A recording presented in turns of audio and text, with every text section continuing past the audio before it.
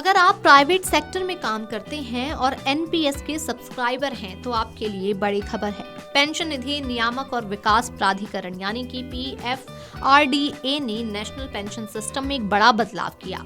बदले गए नियमों के अंतर्गत अब प्राइवेट सेक्टर में काम करने वाला कर्मचारी जो एनपीएस का सब्सक्राइबर है वो रिटायरमेंट के समय 80% पैसों को एक साथ निकाल सकेगा।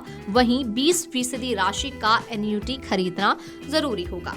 20% एन्युटी खरीदने के बाद आपको हर महीने पेंशन का लाभ मिलेगा। बदले गए ये नियम ऑल सिटीजन मॉडल और कॉर्पोरेट एनपीएस के अंतर्गत आने वाले कर्मचारियों के ऊपर लागू होते हैं। इससे पहले रिटायरमेंट के बाद कर्मचारियों के बचत के पैसों का एक बड़ा हिस्सा एन्युटी खरीदने में खर्च हो जाता था।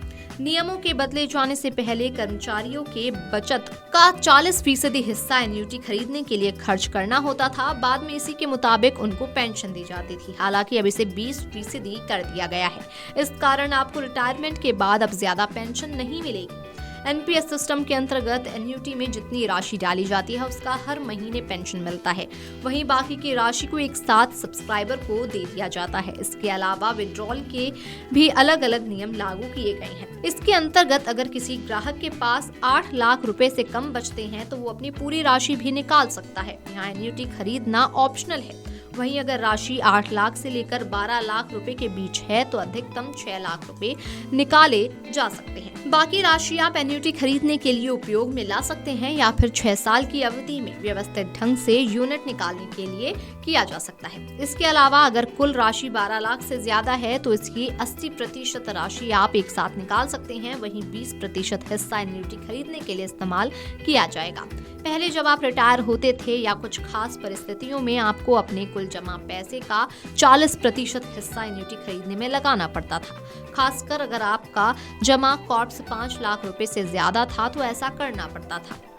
लेकिन अब गैर सरकारी क्षेत्र में सब्सक्राइबर्स के लिए ये नियम बदल गया है। अब वे अपने कुल जमा पैसे का सिर्फ 20% हिस्सा ही एन्युटी खरीदने में लगा सकते हैं। एन्युटी एक तरह की पेंशन योजना होती है जो रिटायरमेंट के बाद आपको नियमित आय देती है।